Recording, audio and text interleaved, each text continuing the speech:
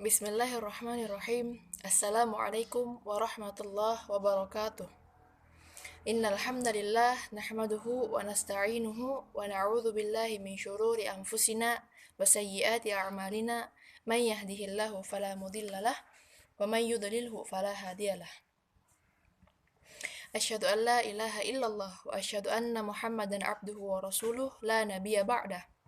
Allahumma salli wa sallim ala sayyidina Muhammad wa ala alihi wa ashabihi wa man tabi'ahum bi ihsanin ila yaumiddin. Ayyuhal ikhwah yang insyaallah sama-sama dirahmati oleh Allah Subhanahu wa taala. Pertama-tama dan yang paling utama, marilah kita sama-sama panjatkan puji syukur atas segala kenikmatan yang telah Allah berikan kepada kita hingga saat ini. Terlebih nikmat iman dan Islam. Yang kedua, namun tiada duanya, marilah kita senantiasa bersalawat kepada baginda Nabiullah Muhammad sallallahu alaihi wasallam, suri tauladan bagi kita, khususnya umat di akhir zaman ini. Tak lupa juga saya ucapkan terima kasih kepada Ibunda Lisfa Santosa Aisyah MA selaku dosen mata kuliah tablik. Melalui kesempatan yang berbahagia ini, izinkan saya membawakan sebuah dakwah yang berjudul Kedahsyatan Doa. Ayyuhal ikhwah yang sama-sama dirahmati oleh Allah Subhanahu wa taala. Doa secara bahasa adalah panggilan atau seruan. Sementara menurut istilah, doa adalah permohonan dari seorang hamba kepada Tuhannya.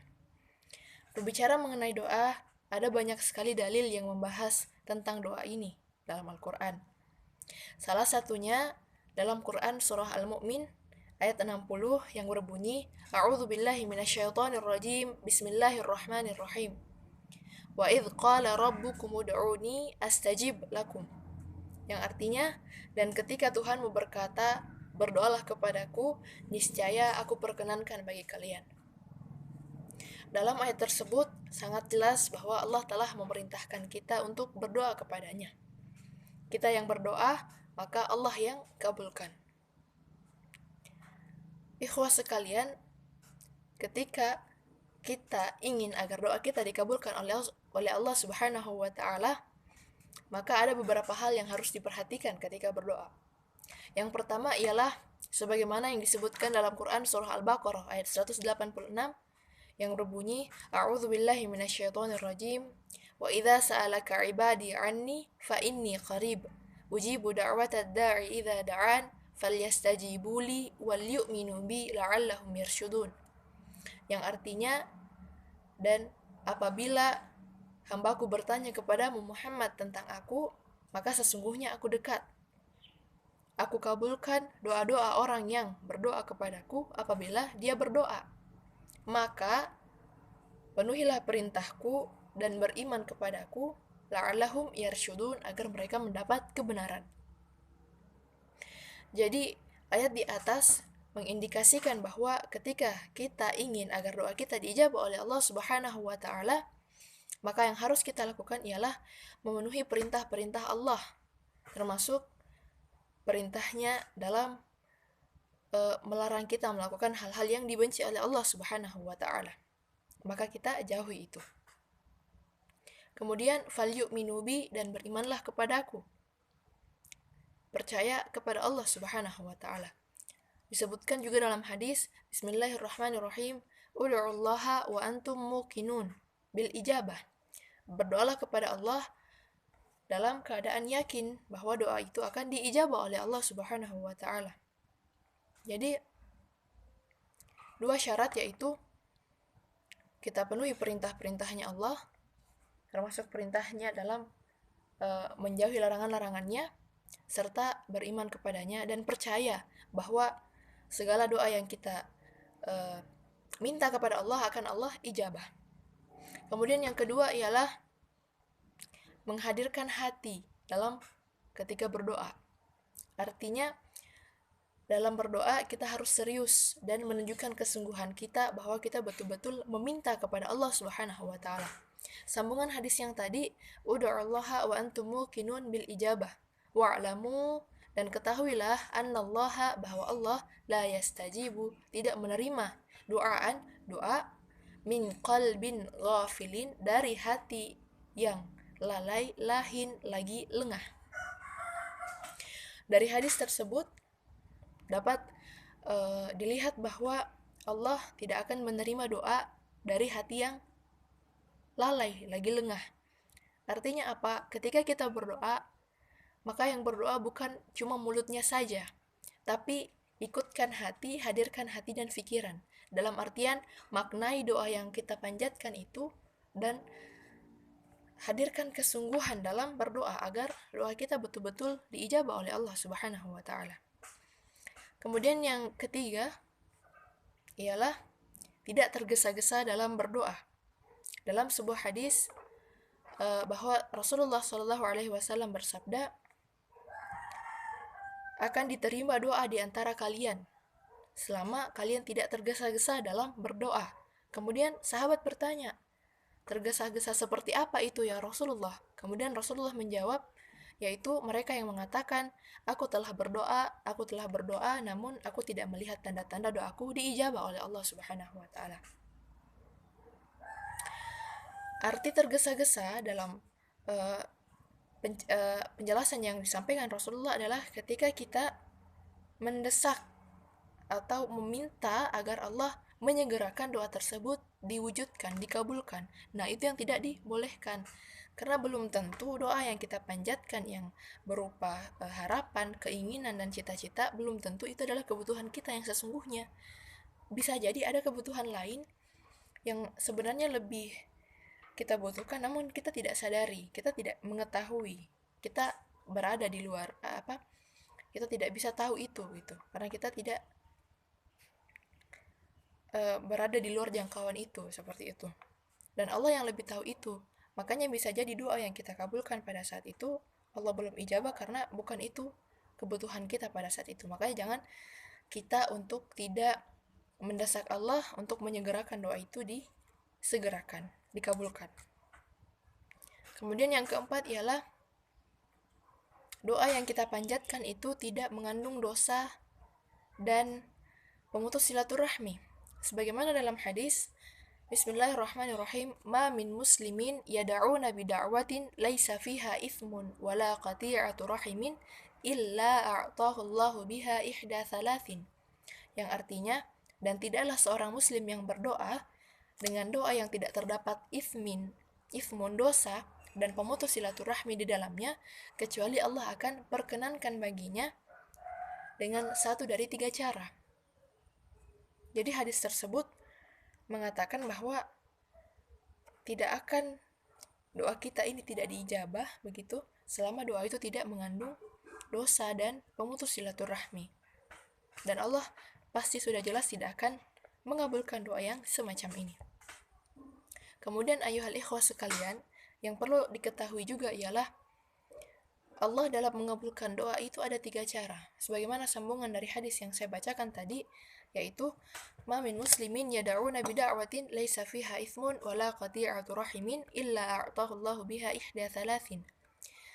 Imma an tu'ajjila lahu da'watuhu wa imma ayyadakhira lahu fil akhirah wa imma ayyasrifa anhu minas su'i mithlaha. Qalu idhan nukthir, qala Allahu akthar. Yang artinya, dan tidaklah seorang muslim berdoa kepada Allah dengan suatu doa yang di dalamnya tidak terdapat dosa dan pemutus silaturahmi, kecuali Allah akan perkenankan dengan satu dari 3 cara. Apa itu? Yang pertama, imma an tu'ajjila lahu da'watuhu. Bisa jadi Allah segerakan doa itu untuknya. Allah percepat dalam mengabulkan. Kemudian yang kedua, imma ayyadakhira lahu fil akhirah. Bisa jadi juga Allah simpankan doanya itu untuk dia terima nanti di akhirat sebagai pahala.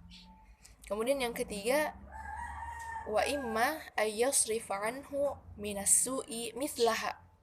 Yang artinya, dan bisa jadi juga Allah palingkan dia dari suatu kejahatan yang semisal dengan doa itu.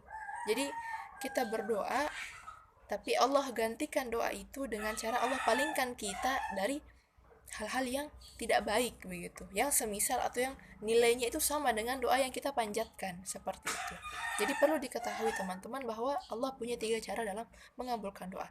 Bisa jadi sekarang kita tidak merasakan doa kita dikabulkan, tapi kita tidak tahu kapan, bisa jadi Allah menggantinya dengan musibah-musibah yang menimpa kita, tapi kita tidak tahu, atau Allah nanti kasih kita di akhirat, Allah simpankan kita untuk di akhirat kelak.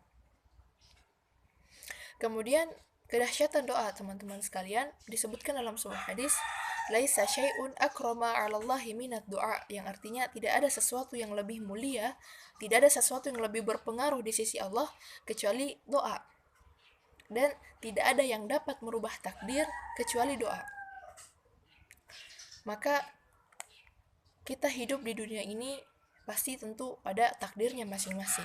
Dan kita tidak ada yang tahu takdir yang paling banyak mendominasi dalam kehidupan kita ini takdir apa, baikkah, burukkah. Nah, berangkat dari ketidaktahuan itu, maka kita dianjurkan untuk berdoa agar berdoa meminta agar semua nasib-nasib atau bagian-bagian dari perjalanan hidup yang kita jalani ini senantiasa diwarnai dengan hal-hal yang baik. Kalaupun ada masalah, maka kita berdoa agar masalah tersebut mudah untuk diselesaikan. Maka sebenarnya dari hadis yang saya bacakan tadi dapat dikatakan bahwa doa itu tidak ada yang sia-sia selama kita berdoa ini sesuai dengan tuntunan syariat. Ketika tuntunan syariat sudah kita lakukan, sudah kita laksanakan, dan kita berdoa tanpa ada rasa putus asa dan segala macam, insya Allah kita akan menerima doa tersebut, baik berupa pahalanya dapat, doa-doa yang kita panjatkan juga dapat, entah itu nanti kita terima di dunia, entah di akhirat, atau Allah gantikan dengan musibah-musibah. Maksudnya Allah palingkan kita dari musibah yang semisal dengan doa itu, seperti itu. Makanya Khalifah Umar radhiyallahu anhu berkata, aku tidak pernah takut ketika doaku tidak diijabah. Yang aku takutkan adalah ketika rasa dalam hatiku untuk berdoa itu hilang, tidak ada begitu. Karena itu tadi, doa itu tidak ada yang sia-sia. Tugas kita ini hanya doa. Kalaupun kita belum mendapatkan doa yang kita ijabah, maka kita dapat pahalanya. Jadi tidak ada yang sia-sia. Dan masalah kapan Allah akan ijabah itu urusannya Allah. Itu semua tugasnya Allah, dalam artian itu wilayahnya Allah. Kita tidak punya cakupan di situ, kita tidak punya konotasi di situ. Itu bukan urusan kita. Maka serahkan semua kepada Allah, karena Allah yang lebih tahu. Ini orang butuhnya, ini orang dia doa begini dia butuh kapan begitu. Allah yang tahu. Dan pasti akan selalu tepat. Tidak mungkin tidak tepat, seperti itu. Jadi ayuhal ikhwah sekalian, dikatakan juga bahwa doa adalah otaknya ibadah. Ad-du'a mukhul ibadah. Doa adalah intinya ibadah. Mengapa disebut inti? Karena ya dengan berdoa itu secara tidak langsung adalah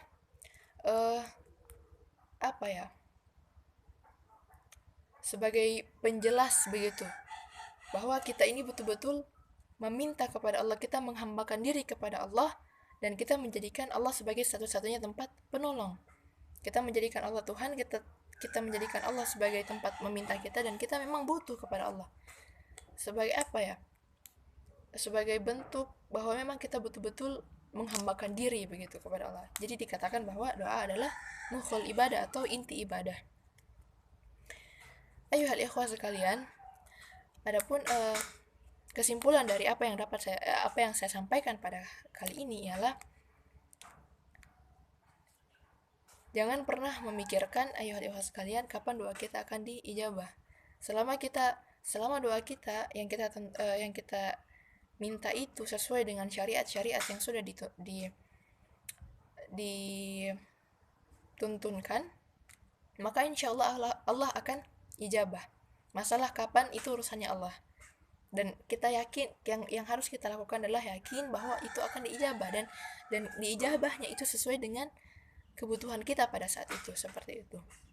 Jadi Jangan pernah merasa doa kita tidak terijabah dan segala macam. Terus beribadah karena terus berdoa karena doa yang tidak ada yang sia-sia. Baik, mungkin cukup sekian apa yang dapat saya sampaikan. Mudah-mudahan bermanfaat bagi kita semua, terlebih untuk saya pribadi. Kurang lebihnya mohon dimaafkan. Syukron. Wassalamualaikum warahmatullahi wabarakatuh.